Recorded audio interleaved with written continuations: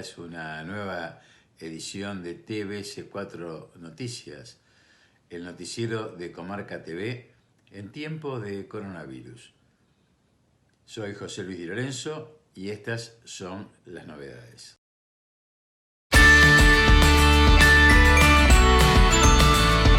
La Unión Europea respalda crear un fondo de recuperación tras la pandemia. Los jefes de Estado y de Gobierno de la Unión Europea acordaron crear un fondo de reconstrucción para relanzar sus golpeadas economías tras la crisis del coronavirus, pero mantuvieron sus discrepancias a la hora de definir cómo se articularán las ayudas, ya sea por subvenciones o por créditos. We also agreed to work towards establishing a recovery fund which is needed and urgent. This fund should be of a sufficient magnitude, targeted towards the sectors and geographical parts of Europe most affected, and be dedicated to dealing with this unprecedented crisis. Es ist ganz klar geworden, dass alle gesagt haben, wir brauchen ein solches Konjunkturprogramm oder Recovery Plan genannt oder Recovery Fund. Ich will ganz deutlich sagen, eine solche gemeinsame Antwort ist auch im deutschen Interesse, denn auch uns wird es auf Dauer nur gut gehen, wenn es Europa gut geht. Wir sind durch Wertschöpfungsketten mit ganz Europa verbunden. Wir haben das jetzt gesehen. Wenn diese Wertschöpfungsketten einmal unterbrochen sind, dann haben wir alle miteinander große Schwierigkeiten. Et enfin, il faudra des transferts budgétaires, réels, économiques, pas simplement des prêts, mais des transferts vers les régions qui sont les plus touchées, vers les secteurs qui sont les plus touchés. Néanmoins, ces réponses sont asymétriques, car la garantie des États n'est pas la même dans ce contexte. Et je crois de manière très claire que notre Europe n'a pas d'avenir si nous ne savons pas apporter cette réponse. El gobierno chino anunció que contribuirá con $30 millones adicionales a la Organización Mundial de la Salud para ayudar a combatir la pandemia de coronavirus y criticó la propuesta australiana de realizar una investigación independiente sobre la causa del brote, a la que le atribuyó motivaciones políticas.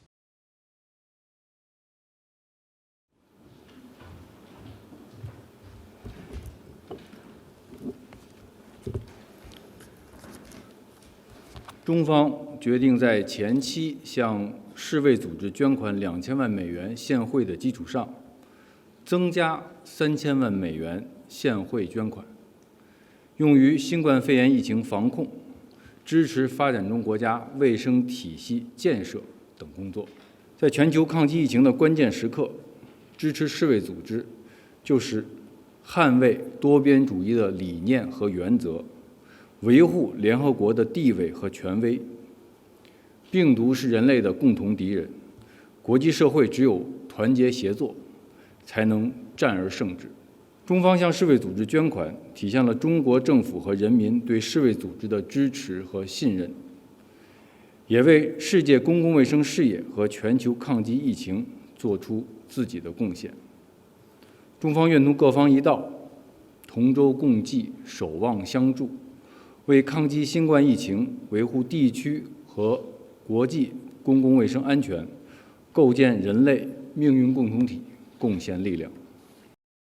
El gobierno bonaerense estableció que las empresas de transporte fluvial de pasajeros que operan en el Delta deberán restringir la capacidad establecida para cada embarcación por la Prefectura Naval Argentina.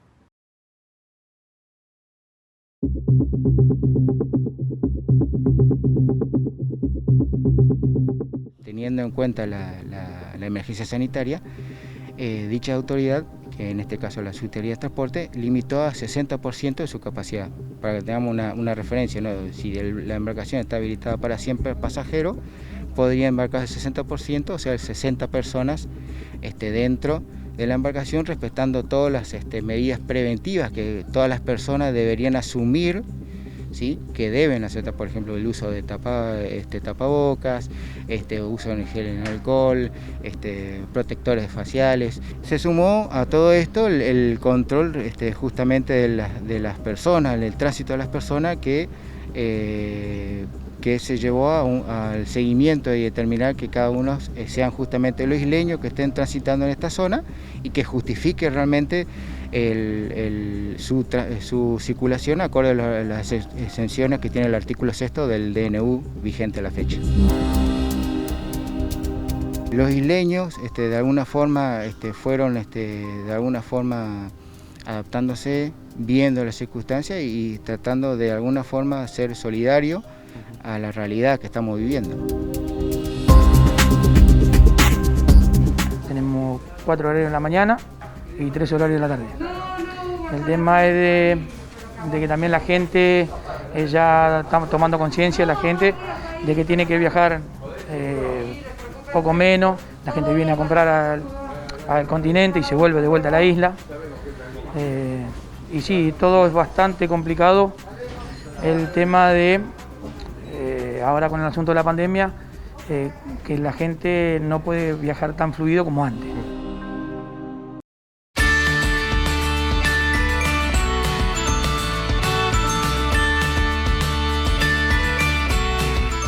No te relajes. Acordate, cuídate, cuídame, cuidémonos. Hacerle caso a estos consejos cada vez que entras a tu casa o a la de un mayor al que asistís. Acciones frente al coronavirus COVID-19. Cuando ingresás a tu casa, quítate el calzado. Intenta no tocar nada hasta lavarte las manos. Desinfecta las patas de tus mascotas después de pasearlas. Quítate la ropa exterior y metela en una bolsa para lavar. Deja el bolso y llaves en una caja ubicada en la entrada. Duchate o si no podés, lavate bien todas las zonas expuestas. Manos, muñecas, cara, cuello, etc. Limpia el celular y los anteojos con agua y jabón o alcohol. Limpia con solución desinfectante las superficies. Recordá que no es posible hacer una desinfección total. El objetivo es disminuir el riesgo. Quédate en casa. Al coronavirus lo paramos entre todos y todas.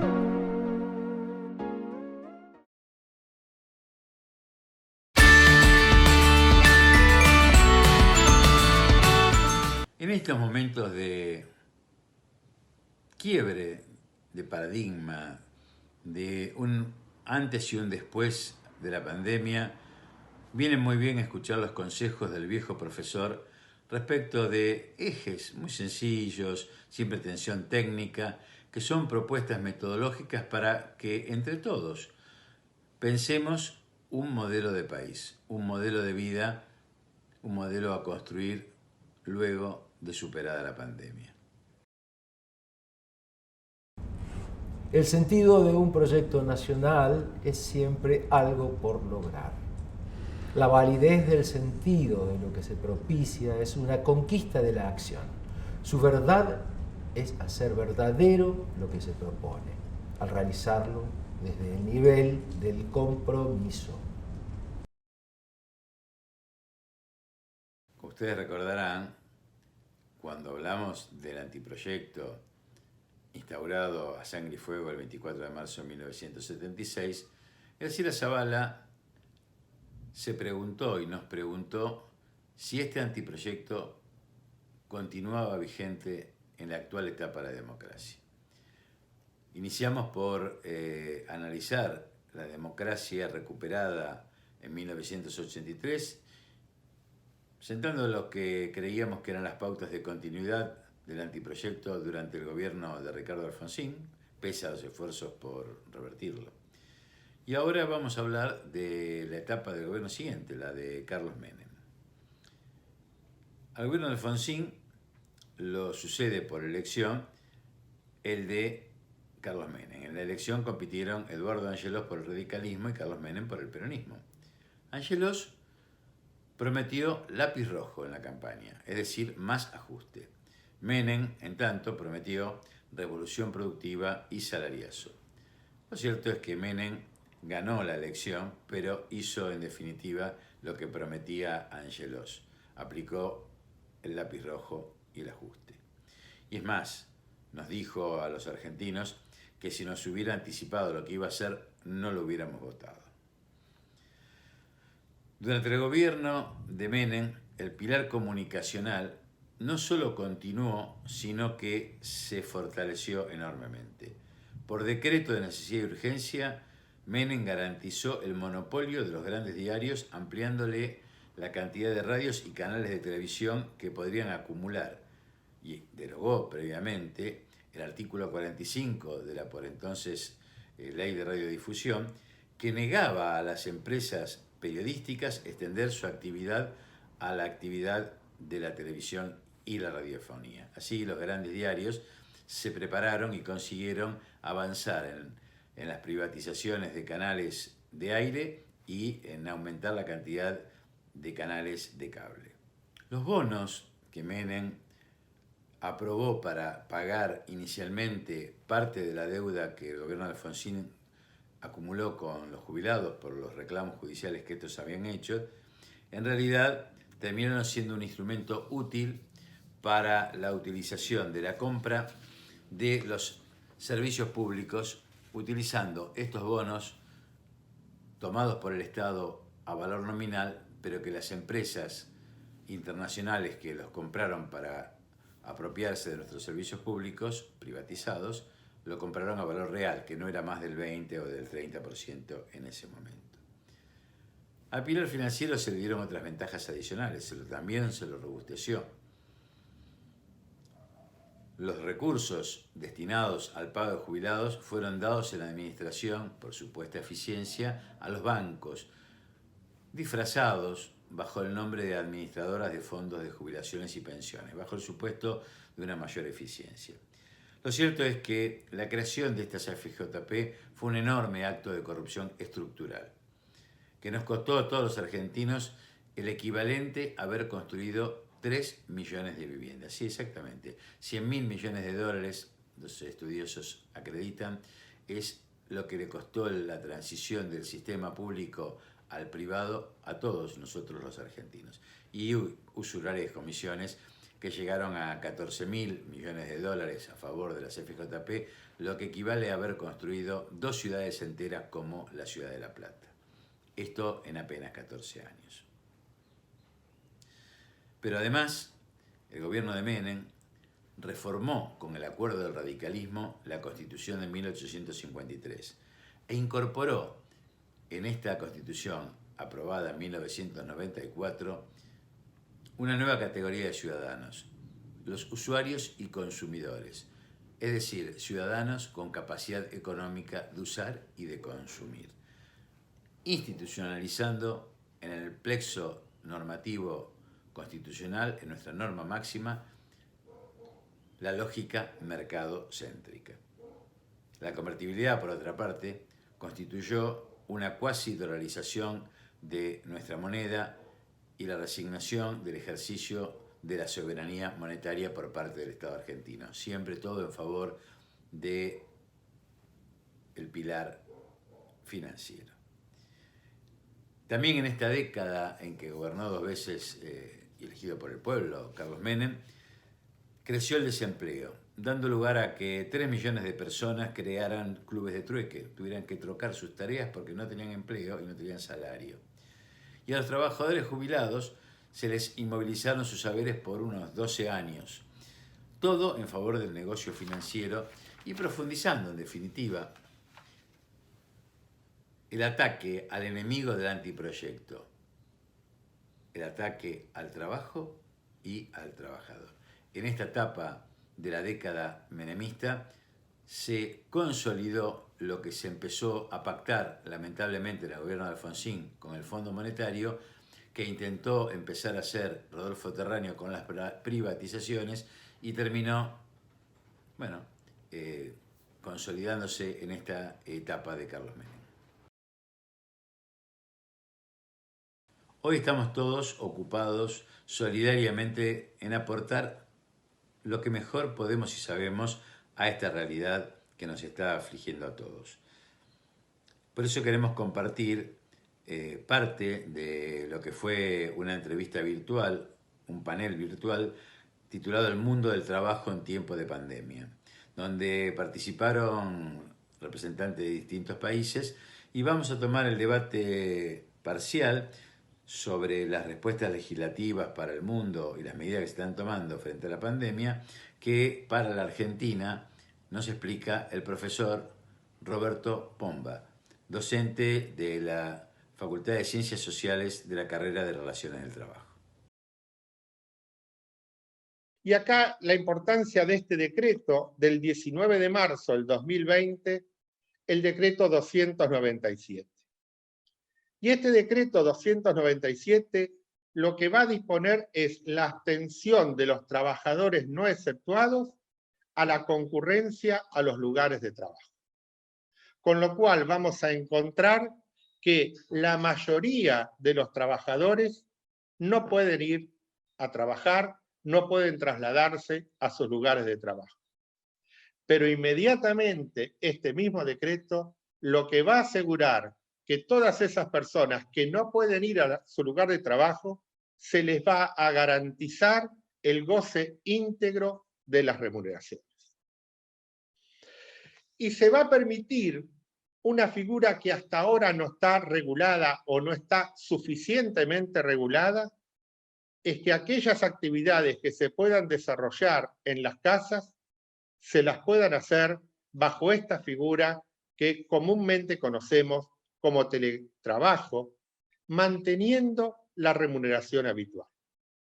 Pero lo que este decreto va a permitir es que toda reorganización que se deba hacer con motivo de este teletrabajo pueda implicar el cambio o la modificación en la jornada de trabajo sin que esto constituya un ejercicio abusivo por parte del empleador.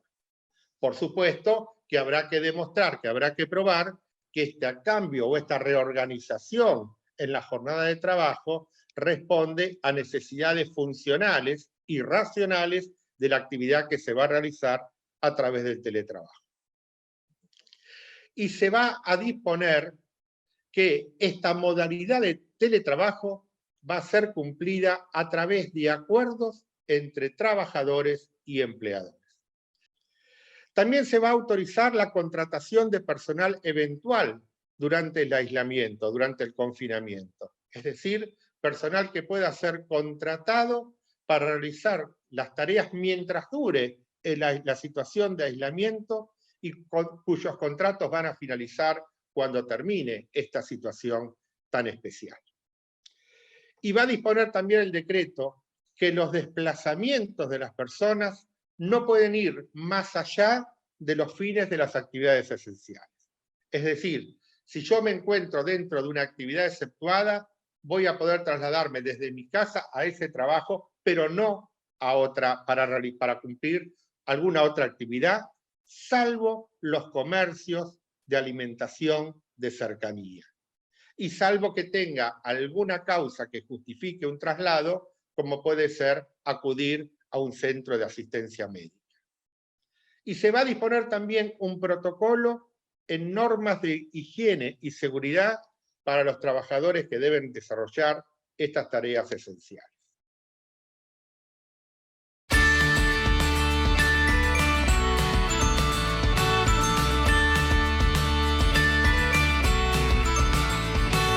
Este es un informe especial para TVC4 Noticias. Estamos con dos caracterizados fueguinos con motivo del 30 aniversario de la provincialización de Tierra del Fuego. Daniel Nene Esteban Martínez, senador nacional mandato cumplido. Bueno, comentanos el contexto histórico de este evento que se conmemora ahora.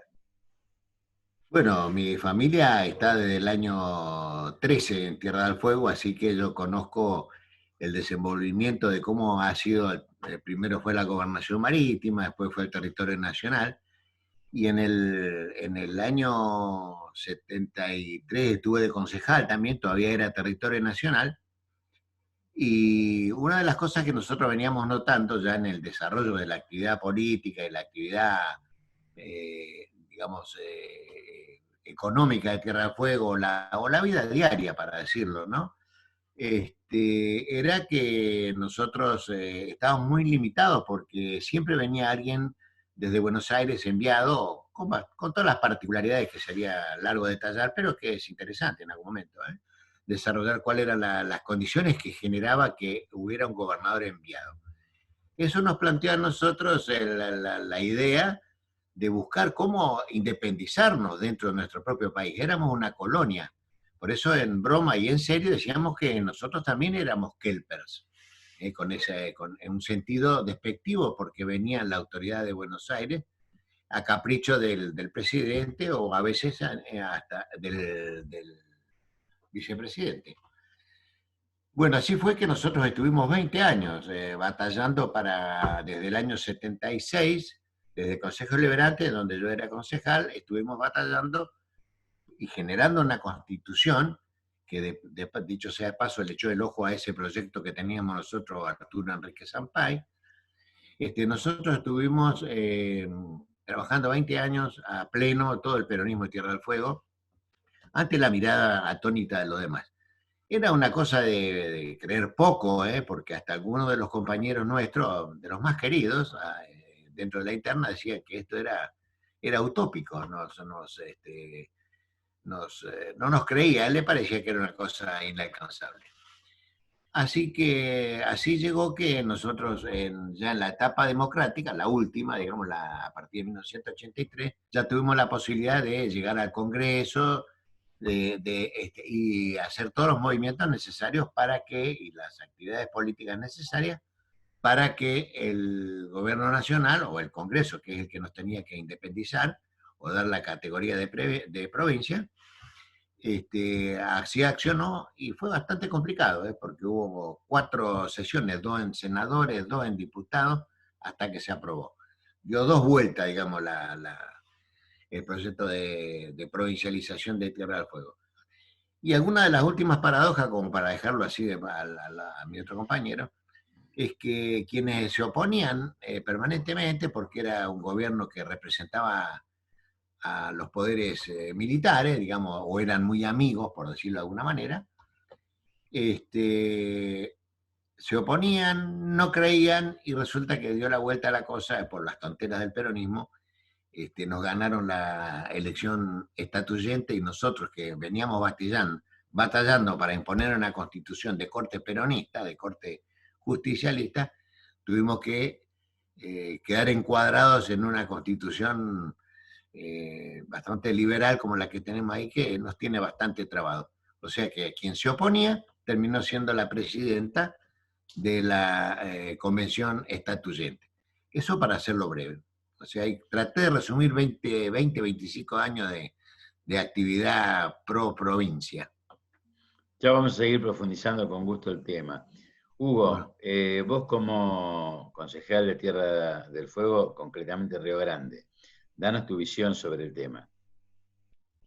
Bueno, nosotros hemos participado quizás en las últimas etapas de la parte de esta gesta, de esta lucha que ha planteado el nene, especialmente en la etapa democrática, en la última etapa democrática, y realmente destacamos la importancia en términos geoestratégicos que tiene la provincialización de Tierra del Fuego con Antártida y Malvinas, porque el hecho de concebir a un territorio nacional tiene más que ver con el derecho internacional sajón, que habla de aquellos territorios tomados, sea por la fuerza o comprados o adquiridos de otra forma, que no es el caso de nuestros territorios argentinos. Nosotros planteamos el derecho nuestro por el derecho de heredad. Nosotros heredamos de la corona española con la independización